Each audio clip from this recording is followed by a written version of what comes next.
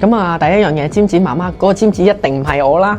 咁其實大家俾面啫。咁啊，最主要樣嘢就因為我仔嘅緣故。嗱，咁我講我少少啦。咁我仔咧就當年咧14歲咧就考到 Imperial， 即係帝國理工嘅 Master Offer。咁咧佢16歲就入咗大學啦。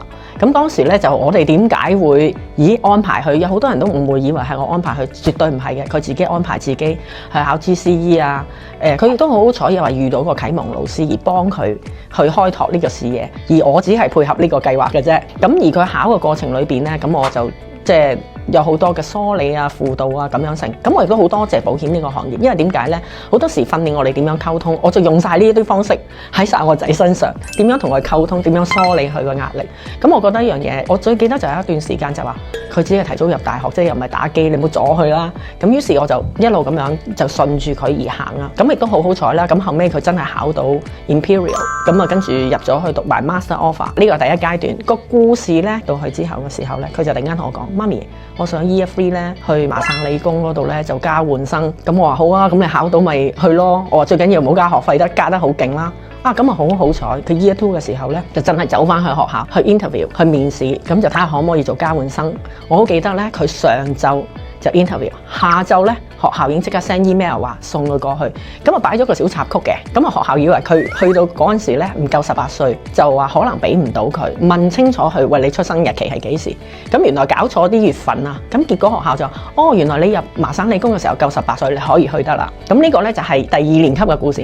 咁啊到第3年級咯，咁佢交換嘅時候就突然間同我講：媽咪，我想讀博士。咁我話OK， 我一貫作風，我都話我配合你嘅計劃嘅啫。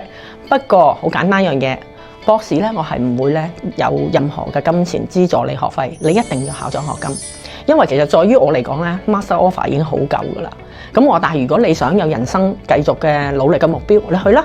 最緊要考咗獎學金嘅啫。咁結果咧真係好感恩嚇，佢咧考博士嘅時候，都俾佢順利過到，咁但係中間都有啲小插曲嘅，例如係咩呢？佢嗰陣時考牛津，我聽喂，我面試真係唔得，咁我話咁你自己諗下啦。咁佢嗰陣時另外仲有2個面試嘅，咁佢就跟住同翻佢自己 Imperial 個教授再傾，好彩亦都俾佢可以再攞到機會啦，咁啊去面試。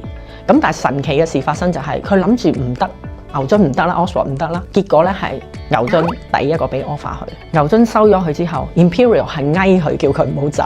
其實我哋係好開心嘅，即係你問我哋點解？其實我覺得係天時地利人和嘅。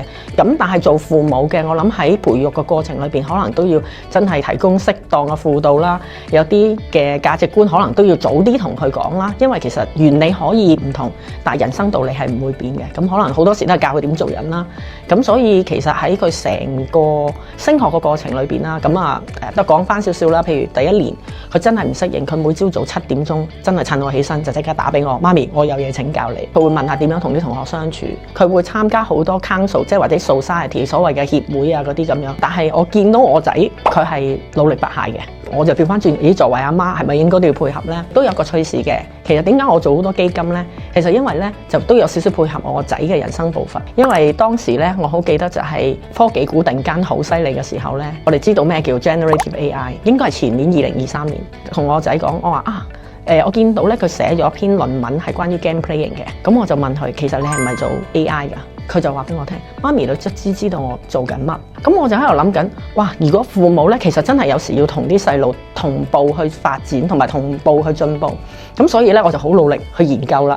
咁究竟佢即係起碼可以同佢有溝通話題咯。個就係我哋成個呢幾年嚟個 journey， 我因為佢亦都開拓咗好多嘅視野啦，咁亦都有唔同嘅進步啦，所以都好感恩咯。亦都冇諗過喺保險呢個行業帶俾我嘅。